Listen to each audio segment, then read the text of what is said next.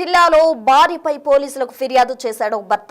తన భార్య నుంచి ప్రాణహాని ఉందంటూ పోలీసులకు ఫిర్యాదు చేశాడు భర్త. పోలీసులను ఆశ్రయించడం జరిగింది. దీంతో రంగంలోకి దిగిన పోలీసులు అసలు ఏం జరిగింది అన్న దానికి సంబంధించి కూడా ఎంక్వైరీ చేస్తున్న పరిస్థితి. తన భార్య చంపేస్తుందంటూ పోలీసులను ఆశ్రయించాడు భర్త.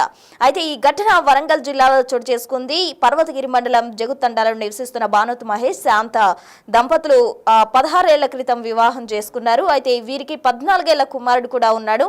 ఆటో డ్రైవర్ గా పనిచేస్తూ జీవనం సాగిస్తూ ఉన్నాడు మహేష్. ఈ క్రమంలో దేవేందర్ అనే ఆటో డ్రైవర్ తో మహేష్ భార్య శాంత వివాహేతర సంబంధం పెట్టుకున్నట్టు అనుమానం వ్యక్తం చేస్తూ ఉన్నాడు. అయితే వివాహేతర సంబంధం కారణంగానే తనను చంపేస్తుంది అంటూ ఆమె నుంచి ప్రాణహాని ఉందంటూ కూడా పోలీసులను ఆశ్రయించడం జరిగింది. దేవేందర్ జగుతండాలో నివసిస్తున్నట్టు కూడా సమాచారం అందుతుంది. ఈ విషయాన్ని కుల పెద్దలకు చెప్పారు శాంత భర్త మహేష్. అయితే పంచాయతీ పెట్టి దేవేందర్ కు హెచ్చరించి జరిమానా కూడా విధించడం జరిగింది. అయితే ఈ ఘటనతో మహేష్ పై దేవేందర్ కక్ష పెంచుకున్నట్టు కూడా మనకు సమాచారం అందుతోంది. మహేష్ పై కత్తితో దాడి చేసేందుకు వాళ్ళు యత్నించారు. దేవేందర్ నుంచి తప్పించుకున్న మహేష్ తన భార్య శాంత ఆమె ప్రియుడు దేవేందర్ నుంచి ప్రాణహాని ఉందని పోలీసులకు ఫిర్యాదు చేయడంతో పోలీసుల నుంచి రక్షణ కల్పించాలంటూ కూడా పోలీసులను ఆశ్రయించడం జరిగింది. ఇక శాంత దేవేందర్లపై ఇప్పటికే పోలీసులు కేసు నమోదు చేసి దర్యాప్తు చేస్తున్నాడు. అసలు దీనికి సంబంధించి కూడా భర్త ఫిర్యాదు ఏంటి, అసలు భార్యకు సంబంధించి ఏమంటున్నాడో ఒకసారి చూద్దాం. 2009లో పెళ్లి చేసుకున్నాం. 2014 నుంచి నేను నా 2 కొడుకులు దేవేంద్ర అనే మనిషి మా భార్యకు ఇంట్లో వచ్చి గుంజిండు సార్. గుంజితే రేప్ కేసు పెట్టినాం. కేసు నడుతూనే ఉన్నది. కేసు నడుతా అంటే మళ్ళా నేను బైక్ ఆడ పోతా అంటే మళ్ళీ ఆడ వచ్చి గుంజితే మళ్ళీ పెద్ద మనుషుల పోతే మళ్ళీ ఒక 20,000 దండగా తీసుకున్నారు ఆయన కాడ. ఆయన గుంజిన తర్వాత కూడా మళ్ళీ పెద్ద మనుషుల అయిన తర్వాత మళ్ళీ మా భార్యకు చుట్టాలు పోయిన తర్వాత నేను ఒక్కనే ఉన్నా ఇంట్లో.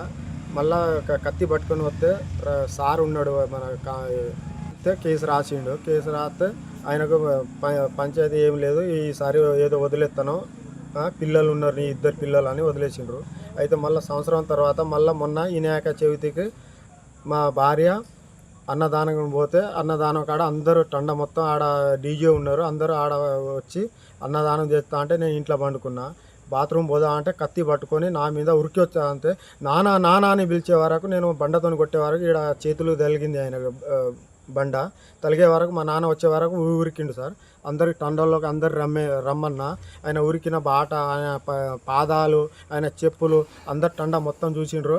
పెద్ద మనుషులు ఒక 20 మంది. ఇది నాది సార్. నేను కేసు పెట్టి న్యాయం జరగాలని నేను అందరినీ మొక్కుతున్నా సార్. నన్ను చంపాలని ఆయన మా భార్యను వాళ్ళిద్దరు చంపాలనే చేస్తాండ్రు. ఇప్పుడు ఈ 2 సార్లు నాకు చేసేది వాళ్ళిద్దరే సార్. నా న్యాయం చేయాలని నేను. కొడుకు పేరు మహేష్. ఇగో మా కొడుకు మీద దుర్మానం చేస్తారు వాళ్ళు. ఇలా ఈయనకు దేవేంద్రకి పట్టుకుంటే వాళ్ళ ఇక వాళ్ళిద్దరు ఒక్కలే అవుతారు సారు. ఎక్కడైనా ఏదైనా అన్నం తిని కొడుకు ఇదైనా భయంతో తిరుగుతాడు మా కొడుకు సారు. మీ నమస్కారం సార్, నా కొడుకు బతికిచ్చేయాలి. ఈమె నా జగ్గుటాండాకు మా కొడుకు ఏం తప్పు చేస్తలేడు, కానీ ఏదైనా చేస్తే ఇక నా కొడుకుని వెళ్ళి తప్పు వెళ్తుంది. అసలు మంచిగా శాంత నా కొడుకు పేరు మహేష్, పేరు శాంత సార్ కొడుకు. సో ఇదే అంశానికి సంబంధించి తాజా అప్డేట్స్ అందించేందుకు మా ప్రతినిధి వేణు వరంగల్ నుండి సిద్ధంగా ఉన్నారు. వేణు, చెప్పండి. భార్య నుంచి ప్రాణహాని ఉందంటూ కూడా భర్త పోలీసులను ఆశ్రయించడం జరిగింది. అసలు వారి ఇరువురి మధ్య ఏం జరిగింది, కారణాలు ఏంటి, ఆ డీటెయిల్స్ కంప్లీట్ ఇవ్వండి. పర్వతగిరి మండలం జగ్గుదండకు చెందినటువంటి ఈ దంపతులు శాంత మహేష్. వీళ్ళకి 2009లో వివాహం జరిగింది. 2 కుమారులు ఉన్నారు. సో తాను ఆటో డ్రైవింగ్, అదేవిధంగా వ్యవసాయ కూలి పనులు చేసుకుంటూ కుటుంబాన్ని పోషించుకుని, అయితే గత కొద్ది కాలం నుంచి ఆటో డ్రైవింగ్ గా పనిచేస్తున్నటువంటి జగ్గుతండాకు చెందినటువంటి మరో వ్యక్తి దేవేందర్ తో తన భార్య శాంతకు ఆ పరిచయం ఏర్పడింది. ఈ పరిచయం ఇద్దరి మధ్య అక్రమ సంబంధానికి దారితీసిందంటూ కూడా భర్త మహేష్ చెప్తున్నాడు. ఈ క్రమంలోనే ఆ విషయం తెలుసుకున్నటువంటి భర్త పలుసార్లు వాళ్ళ కుల పెద్దల సమక్షంలో పంచాయతీ నిర్వహించాడు. అయినప్పటికీ కూడా తన భార్య తీరు మార్చుకోకపోవడంతో తాను పోలీస్ స్టేషన్ మెట్లెక్కిన కౌన్సిలింగ్ కూడా తీసుకున్నట్లుగా తెలుస్తుంది. అయితే గత కొద్ది రోజుల నుంచి తమ కుల పెద్ద మనుషుల దగ్గర పిలిపించడము, తన ప్రియునికి జరిమానా విధించినట్టు చేయడంతో అది మనసులో పెట్టుకొని తన అక్రమ సంబంధానికి అడ్డు రాకుండా ఉండాలంటే భర్తను తొలగించుకోవాలనేటువంటి ఒక స్కెచ్ వేసి తనను అంతమొందించే ప్రయత్నం చేస్తున్నారు. నా భార్య అదేవిధంగా తన ప్రియుడు ఇద్దరు కలిసి పలుమార్లు తనపై అటెంప్ట్ మర్డర్ చేశారంటూ కూడా భర్త మహేష్ చెప్తున్నారు. ఇక వినాయక చవితి నిమజ్జనాల సందర్భంగా చివరి రోజు అన్నదానం చేస్తున్న క్రమంలో దేవేందర్ ఎవరైతే తన భార్య ప్రియుడున్నాడో తను కత్తి తీసుకొని తనను చంపేందుకు రాగా తను కేకలు వేయడంతో అందరూ అలర్ట్ అయ్యారు. దీంతో అక్కడి నుంచి పారిపోయాడంటూ కూడా మహేష్ ఆరోపిస్తున్నాడు. సో ఈ క్రమంలోనే పోలీసులకు ఫిర్యాదు చేశారు. మరోవైపు తన భార్య తనను చంపేందుకు తన ప్రియునితో కలిసి కుట్ర చేసింది, ఇక తన ప్రాణహాని తనకు తన కుటుంబానికి ప్రాణహాని ఉందంటూ కూడా భర్త మహేష్ పోలీస్ స్టేషన్ లో ఫిర్యాదు చేయగా ప్రస్తుతం పర్వతగిరి పోలీసులు ఈ యొక్క ఫిర్యాదుపై కూడా ప్రస్తుతం ఎంక్వైరీ చేస్తున్నారు. ఎందుకంటే గతంలో ఇట్లాంటి ఫిర్యాదు పోలీస్ స్టేషన్ చేసిన తర్వాత తిరిగి కుల పెద్దల సమక్షం లోపల పంచాయతీ నిర్వహించుకొని రాజీ పడ్డారు. సో మరోసారి అసలు హత్యాయత్నం ప్రయత్నం జరిగిందా లేకుంటే తానే మహేష్ ఆరోపణలు చేస్తున్నాడా అనే దానిపైన కూడా పోలీసులు ఉదయం నుంచి కూడా ఎంక్వైరీ అయితే జరుపుతున్నారు. సో నిజాలు తెలుసుకున్న తర్వాత ఎఫ్ఐఆర్ నమోదు చేస్తామని చెప్తున్నారు. అయితే భార్య శాంత సైతము గత కొద్ది రోజుల నుంచి అటు భర్త మహేష్ తో పాటుగా తన అత్త రూపులతో కూడా తరచు గొడవలు పడుతోంది.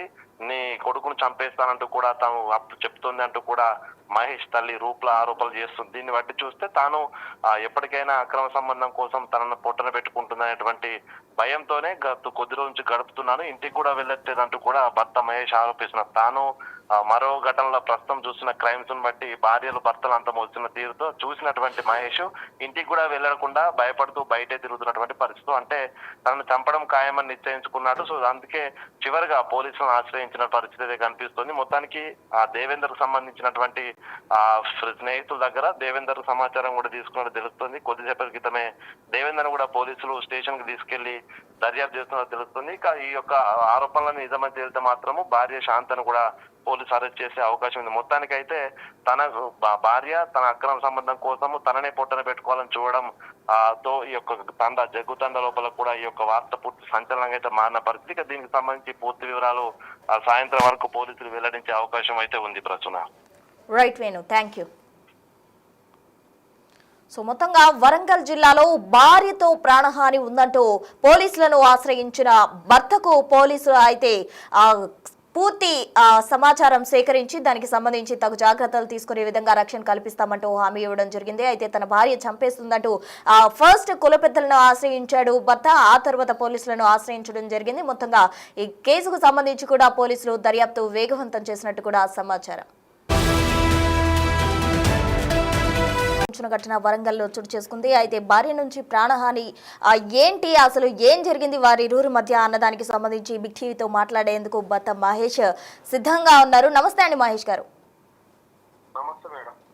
ఏంటి అసలు మీ భార్య నుంచి ప్రాణహాని ఉంది అని చెప్పి పోలీసులను ఆశ్రయించే వరకు వెళ్ళింది. అసలు ఆమెను అంతలా మీ మీద అంత కక్ష పెంచుకునే అంతలా ఏం చేశారు, ఏం జరిగింది అసలు మీ ఇద్దరి మధ్య? మేడం నాది 2009 పెళ్లి అయింది మేడం.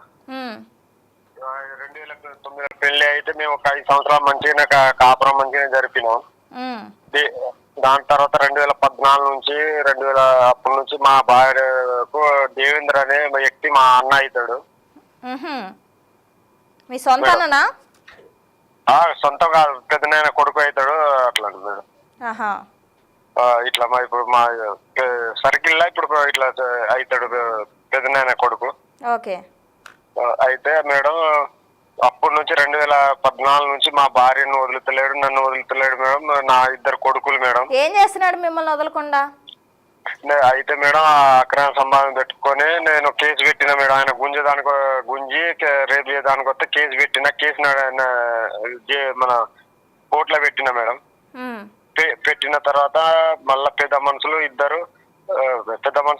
తిరుపులో మళ్ళీ ఒకసారి దొరకబెడితే ఇది మళ్ళీ పెద్ద మనుషుల్లో నా తప్ప అయింది, నేను ఇంకోసారి పోనని ఒక 20,000 దండగా తీసుకున్నారు మేడం. అంటే ఎట్లా దొరకబట్టారు? మీ వైఫ్ ఆయన ఇద్దరు కలిసి ఉంటే పట్టుకున్నారా రెడ్ హ్యాండెడ్ గా? నేనే పోయి పట్టుకున్నా మేడం. ఇద్దరు ఉన్నప్పుడు నేను పట్టుకుంటే నాకు వచ్చి మళ్ళా గుంజిండు. మళ్ళా అని నన్ను లేకుంటే రాకుంటే నీకు చంపుతా, లేకుంటే నీ భర్తను చంపుతా అంటే మళ్ళా నేను దొరకబెట్టిన మేడం. దాని తర్వాత 20,000 దండగా తీసుకున్నారు పెద్ద మనుషులు. అప్పుడు దొరకబట్టినప్పుడు మీ వైఫ్ ఏమన్నారు? రెడ్ హ్యాండెడ్ గా పట్టుకున్నప్పుడు అప్పుడే దాని ముందు కేసు నడుతూనే ఉన్నది మేడం. దాని ముందు కేసు నడుస్తూనే ఉన్నది. ఆయన వచ్చి మళ్ళా గుంజిండు అని ఎడతా ఏది బోళ్ళలో చేను కాడ బోళ్ళలో ఉంటే నేను పోయినప్పుడే అక్కడనే వాళ్ళిద్దరు ఉన్నారు సార్ మేడం. అప్పుడే అక్కడ పోయి పట్టుకున్న వాళ్ళిద్దరిని. పట్టుకుంటే పెద్ద మనుషుల్లో తీసుకొస్తే మా ముందే కేసు నడతాను కదరా, ఇంకోసారి ఇక్కడనే వానికి ఏదైనా బుద్ధి చెప్దామని పెద్ద మనుషులు చెప్తే ఆగినా. నేను మళ్ళీ కేసు పెట్టలే మేడం. అయితే ఇప్పుడు ఇన్ని ఇయర్స్ నుంచి ఇది నడుస్తానే ఉంది, మరి తాజాగా చంపేస్తుంది, నన్ను కాపాడండి, నాకు రక్షణ కల్పించండి అంటే పోలీసులను ఆశ్రయించడానికి గల కారణం ఏంటి? వాళ్ళు ఏమైనా మీ మీద అటాక్ చేశారా? దాని తర్వాత ఈ 20,000 దండగా తీసుకున్న తర్వాత మేడం మళ్ళా 1 సంవత్సరం కింద మా భార్య ఇంటికాడ లేదు మేడం. ఆమె మా చెల్లె కొడుకుని పుట్టితే వాళ్ళ ఇంటికి తీసుకుపోయినారు వాళ్ళు. పోతే మేడం ఆయన నైట్ వచ్చి కత్తి పట్టుకొని నేను ఇంట్లో లేను మేడం. ఆ రోజు కత్తి పట్టుకొని నా ఇంటి దర్వాజా కాడ పట్టుకొని ఉన్నాడు, చూస్తాడు. నేను అప్పుడే ఊళ్ళో నుంచి వస్తాను మేడం. ఊళ్ళో నుంచి వస్తా అంటే అంతలో అందరు పండుకుని ఉన్నారు. ఆ నైట్ 9:30 అవుతుంది మేడం. 9:30 అవుతా అంటే కత్తి పట్టుకొని ఉన్నాడు. నా మీద ఒకటేసారి సడన్ గా ఉరికొచ్చిండు మేడం. ఉరికొచ్చే వరకు నాన్న అని మా తమ్ముడు వాళ్ళు అందరు లేచే వరకు ఊరుస్తూనే ఉన్నాడు. ఊరికి వాళ్ళ ఇంట్లో పడ్డాడు. అంతలో మేము అందరూ మా తమ్ముడు మేము పోయినాం. నువ్వు ఎందుకు వచ్చినా అంటే నేను రాలే ఐసా అని మళ్ళీ మా మీద రివర్స్ అయ్యింది మేము. ఓకే, అంటే ఇప్పుడు ఏంటి, అతను అటాక్ చేసే దానిలో మీ భార్య ప్రమేయం కూడా ఉందనుకుంటున్నారా? ఇప్పుడు అదే మేడం. ఇప్పుడు ఆ కేసు వదులుతలేరు. ఇప్పుడు ఇద్దరు కలిసి నన్ను చంపాలని ఇద్దరు ప్లాన్ చేసుకున్నారు మేడం. ఇప్పుడు మీ భార్య మీ అన్నయ్య అతను దేవేందర్ ఇద్దరు కలిసి ఇద్దరు కలిసి ఇద్దరు నేను అటు పోతా, నేను మళ్ళీ నేను లేకున్నప్పుడు నువ్వు పోయి ఆయన చంపిరా అని ఇద్దరు ప్లాన్ చేసి ఇట్లా ప్లాన్ చేసి నన్ను చంపాలని చెప్తాండ్రు మేడం. ఇప్పుడు మీకు చక్కగా 2 పిల్లలు ఉన్నారు అంటున్నారు, మరి పిల్లల్ని ఏం చేయాలనుకుంటుంది మీ భార్య? అదే మేడం, ఇప్పుడు మన ఈనాక చవితి రోజు మళ్ళా సేమ్ అదే పొజిషన్ లో మళ్ళీ నన్ను కత్తి పట్టుకుని ఉరుకొస్తా అంటే దాన్ని మళ్ళీ నాకు నువ్వు లేవు నా మీద కత్తి పట్టుకుని ఉరుకొస్తా అంటే రోజు మరి నన్ను చంపాలని చెప్తాడా ఏంది? నువ్వు రా అంటే నేను రాను, నువ్వు పెట్టుకో నేను ఆయనతోనే పోతా అని ఆమె పోయింది మేడం. ఓకే, వాళ్ళ ఇంటికి పోయింది మేడం. నువ్వేమైనా పెట్టుకో నాకు సంబంధం లేదు అని నాకు ఇది చేసి ఆమె పోయింది మేడం. ఇప్పుడు మీరేమంటారు మహేష్? ఫైనల్ గా మీరు ఏం కోరుకుంటున్నారు? నన్ను న్యాయం చేయాలి. వాళ్ళు ఇద్దరు చంపాలని కత్తి పట్టుకొని వస్తా అంటే మేడం, నన్ను చంపాలని వాళ్ళు ప్లాన్ చేసుకున్నారు మేడం. నన్ను న్యాయం జరగాలని నేను కోరుకుంటున్నా. ఓకే, ఏ విధంగా న్యాయం కావాలి? నా భార్యని ఆయన ఉంచుకుంటా అని ఇద్దరు ప్లాన్ చేసి నన్ను చంపాలని వాళ్ళు ఇద్దరు కోరుకుంటారు మేడం. నేను చచ్చిపోతే దానికి ఉంచుకుంటా అని ఆయన చెప్తాడు మేడం. ఓకే, ఇప్పుడు మీకు మీ భార్య కావాలా వద్దా? ఆయన ఉంచుకుంటా అని 10 మందిలో చెప్తాడు మేడం. ఆమె అని ఆయనే చెప్తాడు. మరి నాకు అవసరం లేదు మేడం. నా ప్రాణ గండానికి ఆమె వస్తేనా నా ప్రాణం గండం ఉన్నది మేడం. సో ఇప్పుడు మీకు మీ భార్య వద్దు, మరి పిల్లలైనా కావాలా వద్దా? పిల్లలు కావాలి మేడం. పిల్లలు కావాలి. భార్య నుంచి ఆమె ప్రియుడి నుంచి ప్రాణహాని ఉంది కాబట్టి వాళ్ళ నుంచి రక్షణ కల్పించాలి. మీ భార్యను మీరు వద్దనుకుంటున్నారు? అంతే, నా పిల్లలు నాకు కావాలి. మరి మీ భార్య ఏమంటుంది? మరి ఆవిడ కూడా మీరు వద్దనుకుంటుందా? ఆమె లేదు మేడం, వాళ్ళ ఇంటికి పోయింది మేడం. ఆ రోజే పిల్లల్ని తీసుకొని వెళ్ళిందా, వదిలేసి వెళ్ళిందా? పెద్దోని ఉంచింది, చిన్నోడు నా కొడుకు, ఆయన కొడుకు, పెద్దోడు నీ కొడుకు, నేను నీ కాడ ఉండనని తీసుకొని పోయింది మేడం. ఓకే, సో ఇప్పుడు మీ చిన్న బాబు మీ బాబు కాదు అని అట్లా చెప్పి చిన్నోని తీసుకుపోయింది, పెద్దోని నాకు ఉంచి పోయింది మేడం. సో మీరేమనుకుంటున్నారు ఇప్పుడు? ఇద్దరు పిల్లలు మీ పిల్లలే అనుకుంటున్నారా లేదా? ఇద్దరు నా కొడుకులే అని నాకు నాకు కావాలి. మా భార్య ఆయన ఉంచుకుంటా అంటాడు, వాళ్ళతోనే పంపిస్తా మేడం. సో ఫైనల్ గా మీకు మీ ఇద్దరు పిల్లలు కావాలి, మీ భార్య వద్దు, వాళ్ళ నుంచి ప్రాణహాని ఉంది కాబట్టి రక్షణ కోరుకుంటున్నారు. అంతే madam. Okay, right, thank you Mahesh గారు. మొత్తంగా చూసినట్లయితే మహేష్ గారు చెప్పిన దాన్ని బట్టి చూస్తే మాత్రం తన భార్య నుంచి ప్రాణహాని ఉంది. ఆల్రెడీ ఎవరైతే ప్రియుడు ఉన్నాడో అతను తన భార్యను ఉంచుకుంటాను, ఆమెను పెట్టుకుంటాను అన్నప్పుడు నాకు నా భార్య అవసరం లేదు, నాకు కేవలం నా పిల్లలు మాత్రమే కావాలి, వాళ్ళ నుంచి ప్రాణహాని ఉంది కాబట్టి నన్ను రక్షించండి అంటూ మహేష్ బిగ్ టీవీ వేదికగా కూడా ఆయన కోరుతున్న పరిస్థితి.